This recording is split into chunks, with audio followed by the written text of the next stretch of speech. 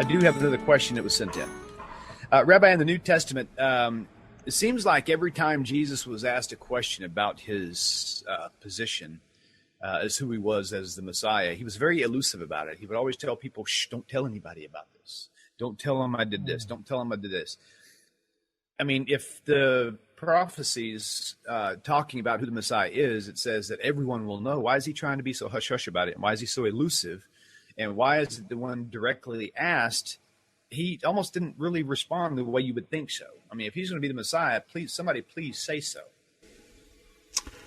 Right. This is a very good question. This is going to draw me into an area of speculation that many scholars engage in, and that is, there are a lot of doubting passages in the Christian Bible. Some of them, of course, shed light on the fact that no one ever dreamed that Isaiah 53 was speaking about the Messiah suffering for anybody's sins. This is an important feature. Let me give you an example, because those who are familiar with the Christian canon know that the best example when nobody seems to know who Jesus is, and this is right before the crucifixion, is Matthew chapter 16. And in Matthew 16, Jesus is basically asking, who do you think I am? So if everybody knew he was Messiah, why is there, we don't know. And in fact, some of them thought it was John the Baptist. No one knows. And then finally Peter, we're told, gets it. This is Matthew. This is a pretty late book. This is a book written, let's say, in about the year 85 in first century, late first century. And so at this stage, he's told, well, if you know that, heaven and earth nothing on this earth could have revealed that. There's no way you could have figured that out on your own. But what's very intriguing is Jesus said, we are told, I don't believe this conversation ever occurred. I mean, this is completely preposterous. But Jesus, we are told, says that he's going to have to suffer many things, die, and resurrect. And Peter goes, far be it from you. This should never happen to you. And Jesus gets very angry at him and says, get behind me, Satan, and so on. But what is I find very interesting about this, just for me personally, is if Isaiah 53 was always speaking about the Messiah, that means it was always known that Isaiah 53 is speaking about a Messiah who would suffer and die for everyone's sins. Why would Peter be surprised by this? You follow what I'm saying? He should have gone, of course you're going to suffer and die. I have Isaiah 53. The answer is no one ever thought that way. The reason I think... Now, there is another question people are wondering is, why would I ever look at the Christian Bible to figure out anything true, anything historical? The reason I have always been intrigued with this doubting question. You can see this, another example in Matthew, that when the disciples in Matthew, John, and Mark, they go up to the Galilee. Luke has them stay in Jerusalem and not go to the Galilee. But we're told that they came to the mountain to encounter Jesus, and some of them doubted it. Like, what is all this doubting? And they don't know who he is and what he is, and why is it the secret? Why is that? So I wondered, how did this ever get in the text? Because this is a little embarrassing. Now, that should perk your curiosity, because that's a fairly rigorous criteria. When we look at the Christian Bible, is it possible that there are some things in there that, in fact, are historical? Well, what is very likely to be historical is almost no one thought that he was the Messiah. That's not what people were thinking. And that was a much later idea that people then imposed onto Jesus. So, in all likelihood, you'd have someone no one thought he was the Messiah, no one thought he would be resurrected from the dead, but that was a later idea that developed. And therefore, because there was such a strong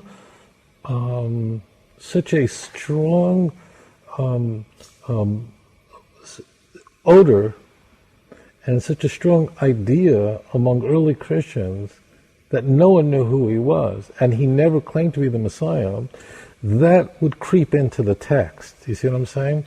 So because it kind of doesn't belong in the text, because why would the Christian Bible constantly do this?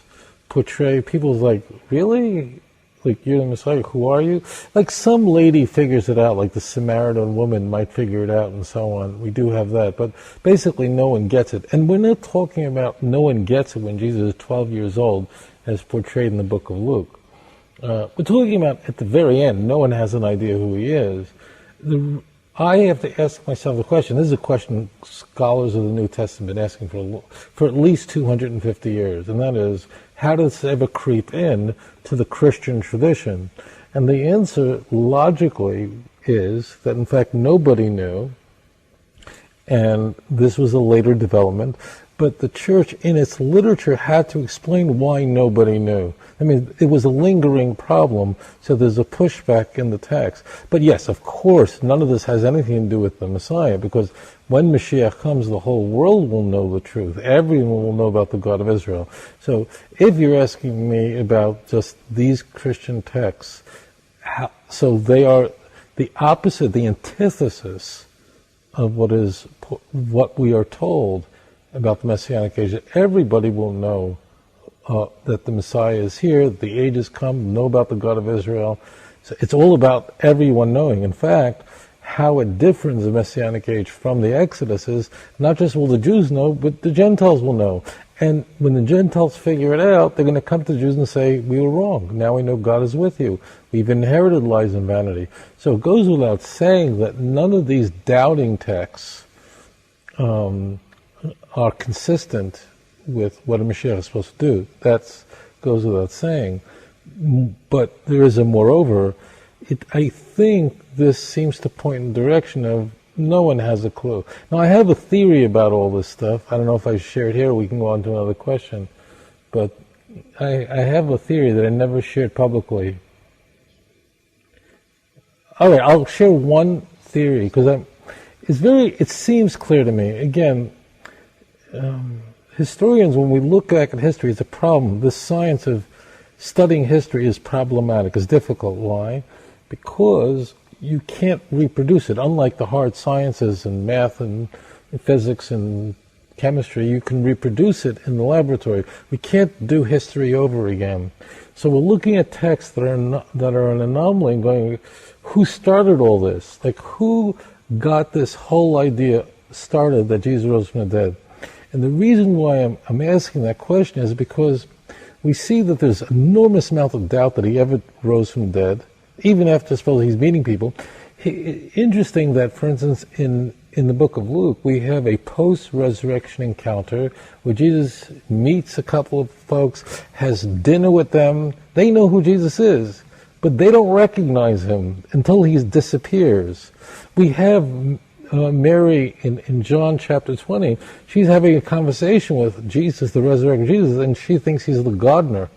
So we have this constantly, no one knows. I mean, people are meeting him after the resurrection, and if it's a real, complete resurrection, as Christianity teaches, like, wow, there you are.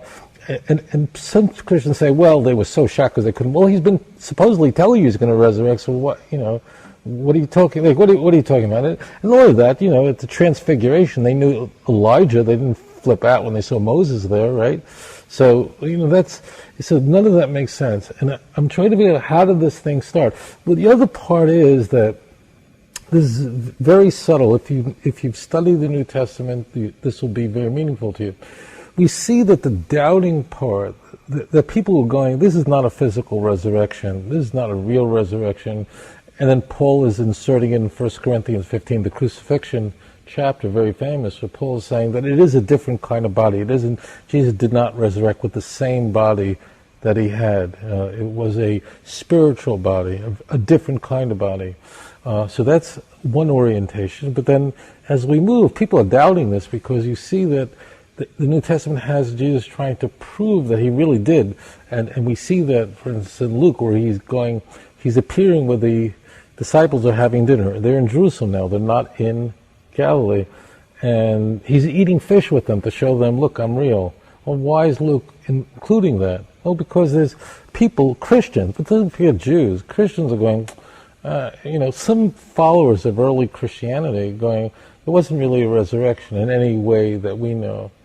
And then you have the doubting Thomas and John. Now notice the trajectory. So let me get to my point now.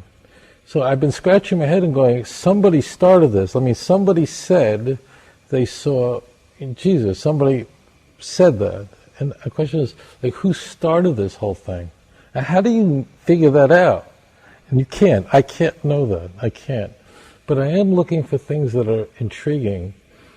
And the intriguing figure I find, and this is my theory, I'm not sure about this, but it just is that there's one figure who's completely, besides Jesus, the most central, front and central figure in all the Passion narratives is this woman, Mary of Magdala. Okay, Magdala was not her last name. That's just, people didn't have last names, so they said Mary Magdalene. Okay, so that's it, we know which one. Mary Magdalene is all over the place, front and center in the Passion narratives. All over the place. She's at the cross, she's at the resurrection, she's right there. She's the one who's encountering Jesus. She's the one, okay? What's interesting is, I don't know how many people who are former Christians are sitting in the studio with you. Can any of you think of any verse anywhere in the New Testament, the Gospels, where Mary Magdalene is mentioned anywhere else outside of the Passion narratives, outside of the crucifixion scene, resurrection scene? Could you think of anything where Mary Magdalene appears? Is she ever mentioned anywhere, any other point? And I think you're probably scratching your head. Well, the answer is almost never.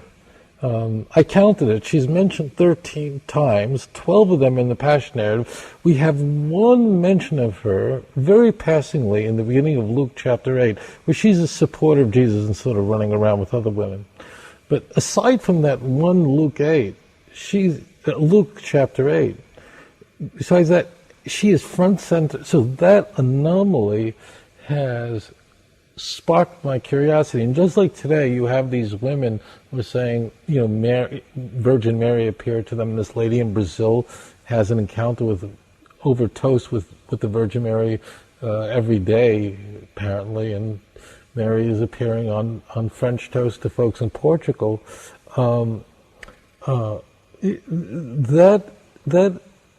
That anomaly, that she's so important, that she's so dominant, a completely dominant figure in the resurrection accounts. I mean, completely centered, more important than anybody else, right? And she's not a disciple. And she just appears nowhere in the Gospels. Nothing, zero. I mean, look it up for yourself. Except one passing passage in Luke 8. Besides that, she's just not there. Why? Why the disparity? Why that kind of cleavage? Why is there this striking delta? So I always teach my students that whenever you study text, you're looking for something aberrant. You're always seeking out the anomaly. You're looking for something that doesn't make sense. Why is she extremely important? It's very possible, in my mind, if I had to bet on it, I would say that Mary Magdalene invented Christianity. She is the one that would make this claim, and everybody else then would eventually, this would be very attractive because of that anomaly. Now, I'm not saying to you, I know this, or there's some, like I have access to something you don't have, but just look it up yourself. I always tell people that, and that's what I found striking. She's so completely important. She is the centerpiece of the resurrection account. She's the one who encounters Jesus in John chapter 20. A very different kind of. She's right there. Mary Magdalene, she's bang right there at the cross. She's at the resurrection. She's there. I mean, she is right there tight with Jesus. She's nowhere to be found prior to that. Why? Something has to explain that disparity. And I think this would sum up, this would very elegantly would make sense. And I have a feeling Mashiach comes and perhaps we'll get to learn about things that have happened. That might be that she literally invented Christianity, one person. That's just a theory based on a very intriguing anomaly.